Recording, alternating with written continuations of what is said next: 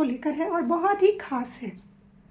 पिछले वीडियो में मैं टीकों के बारे में बता रही थी कि बीसीजी का टीका कब पड़ेगा, हेपेटाइटिस का कब पड़ेगा, ओपीवी का कब पड़ेगा, पेंटा का कब पड़ेगा।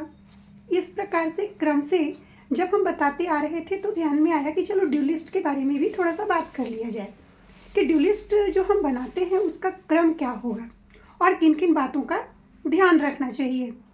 सबसे पहले तो ये है कि ड्यू लिस्ट यदि हमारा सही से बना हुआ रहेगा तो एक भी बच्चा छूटेगा नहीं, सत्र स्थल तक लाने में भी आसानी होती है। इसलिए ड्यू लिस्ट ठीक से बना होना बहुत ही आवश्यक है।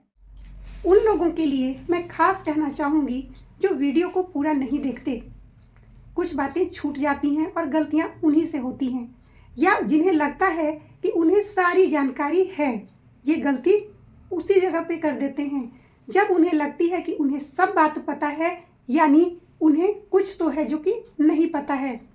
वे खुद को सबसे ज़्यादा समझदार समझ रहे हैं। दुनिया में कोई व्यक्ति ऐसा नहीं जो संपूर्ण हो, जिसे सब कुछ आता हो। जो व्यक्ति ऐसा खुद को समझता है, माना जाता है कि उससे बड़ा मूर्ख और कोई नहीं। इसलिए मूर्खतापूर्ण हरकत ना करें। यदि आपको पता है तो भी वीडियो पूरा देखें और कहाँ कुछ छूट गया है उसे कमेंट बॉक्स में अवश्य लिखें। तभी तो पता होगा कि जो आपको बता रहे हैं आप उनसे ज़्यादा जान रहे हैं, या उन्हें बताने में कुछ त्रुटि हो गई है या कुछ छूट गया है, ताकि आप उसकी पूर्ति कर सकें। पहले हम यह बात करेंगे कि ड्यू लिस्ट बनाने में सहायक कौन कौन होते हैं। ड्यू लिस्ट बनाने में सबसे पहले तो हमारा जो ड्यू लिस्ट बना होता है, सबसे पहले वही सहायक होता है कि किन बच्चों का आज पड़ा टीका और किन बच्चों का नहीं पड़ा, यदि हमने पहले से बनाकर रखा है तो। दूसरे, वैसे लोग जो अपने रिश्तेदारों के घर आया करते हैं, जैसे नानी घर आए हुए हों या गर्भवती माताएं अपने मायके आई हुई होती हैं। तीसरे, वैसे लोग होते हैं, यानी वे बच्चे होते हैं जिनकी आयु 1 माह से कम है, यानी नवजात शिशु जिन्होंने 1 माह पूर्व जन्म लिया है। तो इन सब का ध्यान हमें रखना है। साथ ही सैया या आशा दीदी की जो डायरी होती है उनसे हमें मदद मिल सकती है। ड्यू लिस्ट बनाते समय सेविका दीदी, सैया दीदी और एएनएम दीदी तीनों को साथ बैठना बेहद ही आवश्यक है। जब तक तीनों साथ नहीं बैठेंगे ड्यू लिस्ट पूरा नहीं हो सकता है। इसलिए हमें यह ध्यान रखनी है कि सबसे पहले जिन टीकों को जिन्होंने नहीं लिया आज के दिन, उन्हें हम शामिल करेंगे। दूसरा, जो नए बच्चे गांव में आए हुए हैं या उस पोषक क्षेत्र में आए हुए हैं। तीसरा, जो नए बच्चे जन्म लिए हैं। जब इतनी जानकारी हमें हो जाती है, इन सब बातों की जानकारी हो जाती है, तो हमें एक संख्या मिल जाती है। अब उस संख्या को हम क्रम से सजाएंगे। ड्यू लिस्ट में क्रम से हम कैसे सजाएंगे, आज हम उसी पर चर्चा करने वाले हैं।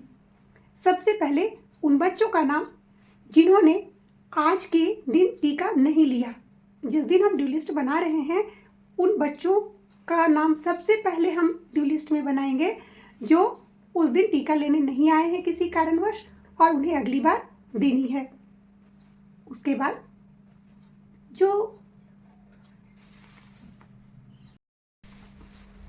ड्यू लिस्ट बनाने के क्रम में हम इस बात का ध्यान रखेंगे कि सबसे पहले जो नाम हम लिखेंगे वह गर्भवती महिलाओं का रहेगा। सबसे पहले गर्भवती माताओं का नाम, उसके बाद नए जन्मे बच्चों का नाम जो 1 माह से नीचे के हैं, यानी बीसीजी के बच्चे। उसके बाद 1.5 माह के बच्चे, यानी 6 सप्ताह पूरे किए हुए बच्चे। उसके बाद 2.5 माह के बच्चे जिन्होंने अपना 10 सप्ताह पूरा कर लिया है।